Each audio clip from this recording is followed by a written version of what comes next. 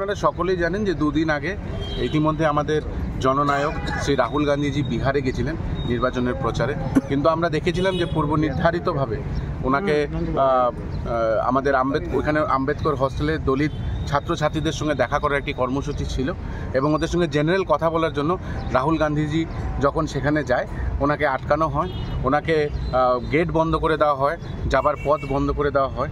তার ধিক্কার আমরা ত্রিপুরা প্রদেশ যুব কংগ্রেসের তরফ থেকে জানাই এবং আমাদের একটাই প্রশ্ন যে দলিতদের সঙ্গে দেখা করলে কি হবে? দলিত কি ভারতীয় না?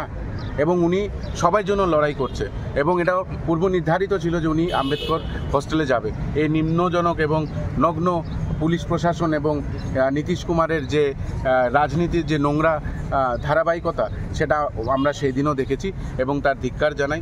আমরা দেখেছি যে ওনাকে স্টেজে উঠতে দেওয়া হয়নি, সকালবেলা ওনার স্টেজ ভাঙচুর করা হচ্ছিল এবং এত কিছুর পরেও আমাদের জননায়ক শ্রী রাহুল গান্ধীজি সেখানে লড়াই করে তাদের সব ঐশ্বরিক শক্তির বিরুদ্ধে গিয়ে সেখানে বক্তৃতা দেন এবং সেই বক্তৃতায় উনি একটাই কথা বলেছেন যে আমাকে যত পারো আমার ওপরে কেস দাও, আমাকে যত পারো আটকানোর চেষ্টা করো, আমি মানুষের স্বার্থের জন্য লড়াই করব।